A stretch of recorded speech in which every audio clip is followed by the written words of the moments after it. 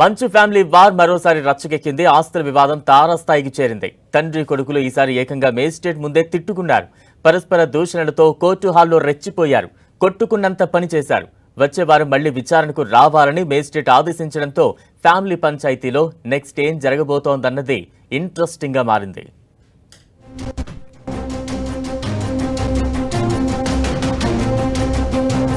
మంచు ఫ్యామిలీలో ఆస్తుల ఫైటింగ్ తారాస్థాయికి చేరుకుంది. రంగారెడ్డి జిల్లా కలెక్టరేట్లో తండ్రి మోహన్ బాబు, కొడుకు మనోజ్ సవాల్ చేసుకున్నారు. పరస్పరం బండబూతులు తిట్టుకున్నారు. ఇద్దరు మాటలతో యుద్ధం చేసుకున్నారు. ఇద్దరు పరస్పర దూషణలతో కోర్టు హాలులో రెచ్చిపోయారు. తన ఆస్తుల్లో ఉన్న అందరినీ ఖాళీ చేయించాలంటూ రంగారెడ్డి జిల్లా మెజిస్ట్రేట్కు మంచు మోహన్ బాబు ఫిర్యాదు చేశారు.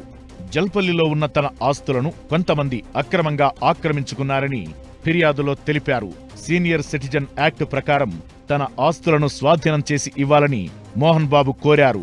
దీనిపై స్పందించిన కలెక్టర్ మనోజ్కు నోటీసులిచ్చారు. దీంతో మంచు మనోజ్ నిన్న మధ్యాహ్నం 3 గంటలకు కొంగరకలాంలోని రంగారెడ్డి జిల్లా కలెక్టరేట్లో మెజిస్ట్రేట్ ఎదుట విచారణకు హాజరయ్యారు. ఈ సమయంలో రంగారెడ్డి జిల్లా కలెక్టర్ కార్యాలయానికి మంచు మోహన్ బాబు కూడా హాజరయ్యారు.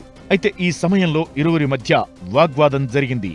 మెజిస్ట్రేట్ ఎదుట మంచు మనోజ్, మోహన్ బాబు పరస్పరం దూషణలకు దిగినట్టు తెలిసింది. కొద్దిసేపటి వరకు ఇద్దరి మధ్య వాగ్వివాదం జరిగినట్లు సమాచారం.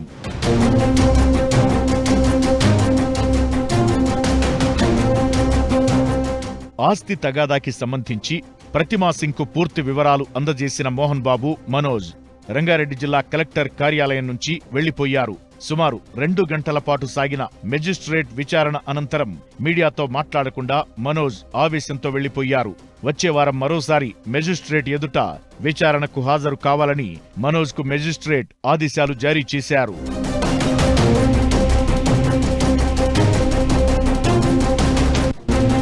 గతేడాది మొదలైన వివాదం రోజురోజుకు ముదురుతోంది.